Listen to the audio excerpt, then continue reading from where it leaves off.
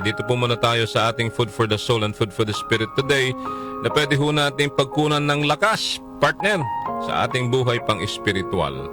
Okay? God's message today. Ayan. Ano ho ang mensahe po ng ating Panginoong Diyos today? Ay walang iba kundi to love God and others, partner. And to trust that God is always guiding us. That's the message of God today. Okay? And also one of His messages for us to pray. Because prayer is so powerful.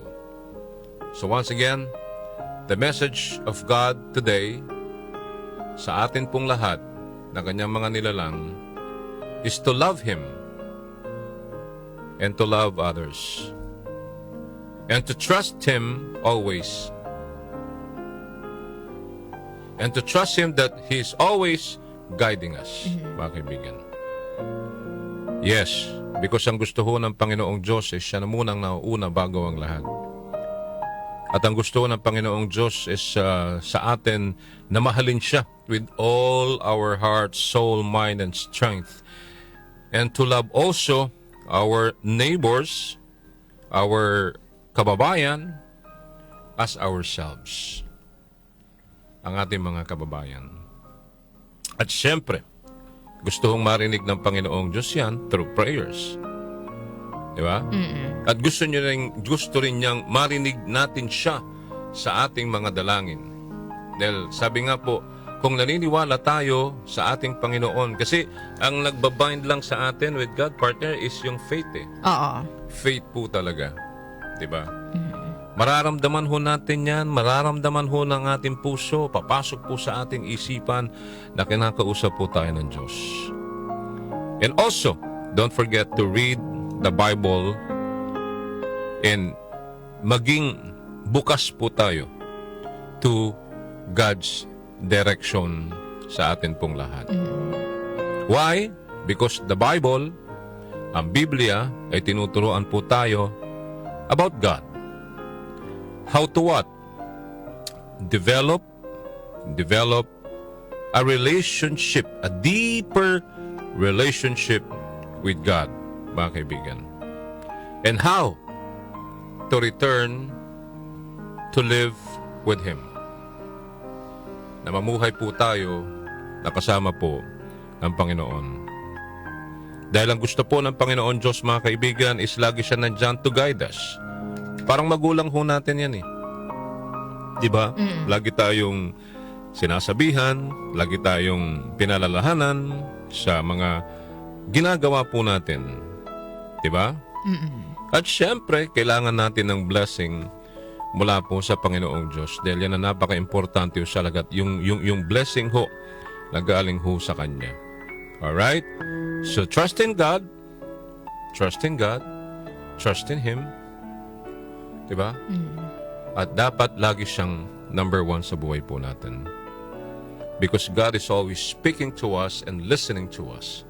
Hindi lang ho natin siguro napapansin at naririnig because maraming gumugulo sa ating isipan. Sa napakagulong mundong ginagalawan ho natin kung saan po talagang alam nakakalungkot dahil pero alam mo, if you talk about social media, panalong-panalo ang jablo eh. Panalong-panalo ho ang kampo ng kadiliman pumapalakpak sa mga lumalabas ho na mas marami pa ho yung mga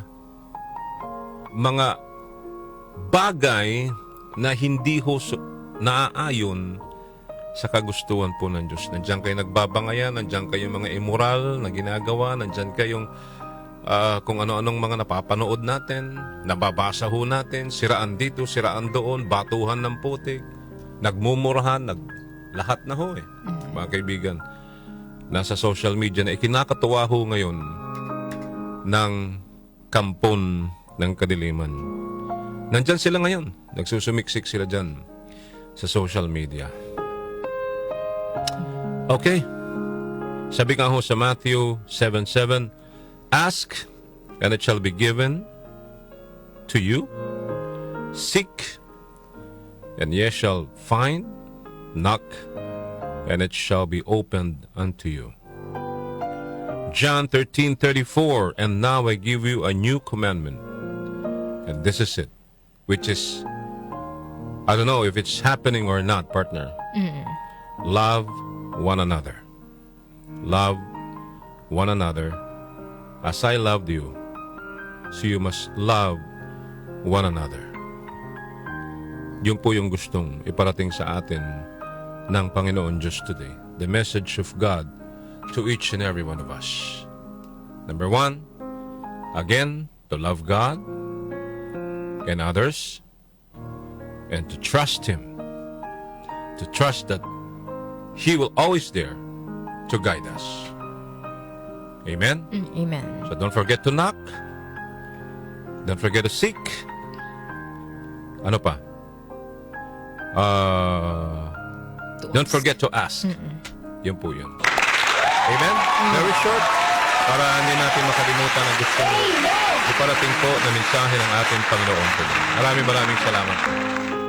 Okay, so for today, Wednesday, partner, sa mga gagawi ho ng baklaran, sana po isama nyo ho kami sa inyong mga dasal, sa inyong pong mga panalangin today, at isama nyo rin po ang mga may sakit.